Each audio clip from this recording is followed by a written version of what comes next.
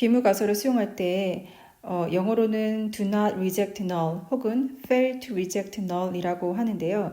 그냥 간단하게 accept null 이라고 하면 되지 않을까요?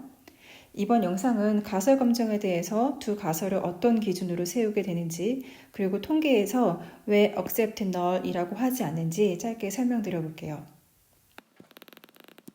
귀무가설은 null hypothesis 혹은 짧게 H-NOT이라고 하는데요. 현 시점에서 이미 존재하고 있는 상황에 대한 가설을 얘기를 해요. 처음 공부하는 분은 확 와닿지 않으실 것 같은데, 예를 들어 보자면 제약회사에서 신약을 개발하려고 해요. 그런데 이 약은 아직 시판된 게 아니잖아요. 뭐 부작용도 있을 수도 있고, 그래서 확실한 효과 없이 제품이 나올 수 없는데, 그래서 이때 귀무가설은 이 약은 효과가 없다예요. 이 효과가 없다라는 말은요, 특정 그룹에 효과가 없다는 게 아니라 모집단 모두 효과가 없다라는 거를 말해요. 그래서 이 약을 개발하는 연구진들은 귀무가설이 틀렸다라는 증거를 보여줘야 약이 시중에 나올 수 있는 거죠. 그래서 이 증거를 모으기 위해서 환자를 모집을 하는 거죠. 왜냐하면 모집단을 다 테스트를 할 수는 없잖아요. 그래서 샘플을 통해서 A라는 그룹과 B라는 그룹을 나눠서 한쪽 그룹은 약을 먹고 다른 그룹은 약을 먹지 않아서 이 두 그룹 간에 그 차이가 얼마나 있는지 결과값을 모으는 거예요. 그래서 이 얻은 결과값이 처음 세웠던 귀무가설에 대해서 약에 효과가 없다가 아니라 효과가 있다. 이 두 그룹 간에 차이가 있다라는 결과를 얻게 되면 귀무가설이 기각하게 됩니다. 그래서 이 귀무가설이 기각되었을 때 대안으로 채택되는 가설이 바로 대립가설이에요.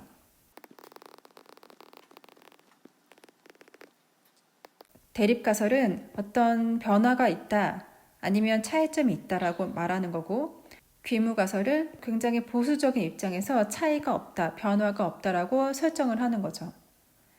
그래서 이렇게 두 가설을 세우고 모집단에서 표본을 구한 뒤 이 표본에서 테스팅을 하게 되는데, 이때 테스트한 값에 따라서 얼마나 증거가 충분히 모였는지 아닌지에 따라서 우리는 두 가지 결론을 맺게 돼요.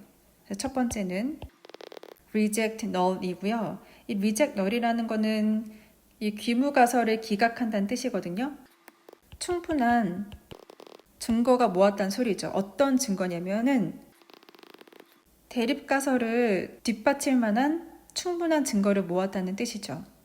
그래서 짧게 얘기해 보자면 H1을 채택한다는 소리예요. 그런데 이 채택이라는 말이 귀무가설이 틀리고 대립가설이 진실이다라고 얘기를 할 수 있을까요? 여기서 정말 중요한 포인트가 대립가설이 진실이라는 말은 절대 아니에요. 가설은요, 파퓰레이션에서 오는 거잖아요. 모집단의 모수에서 오는 가설인데, 즉 파라미터들은 우리가 알 수가 없어요. 진실의 값은 있지만 우리는 알지 못해요.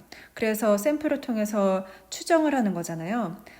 그래서 통계에서 accept H1이라고 말을 하지 않은 이유가 단지 이 대립가설을 기각한 것일 뿐, 그렇다고 우리는 이 대립가설이 진실이라고 표현을 한 건 아니기 때문에 accept H1이라고 표현을 하진 않습니다. 그리고 두 번째는 혹은 이렇게 표현을 합니다.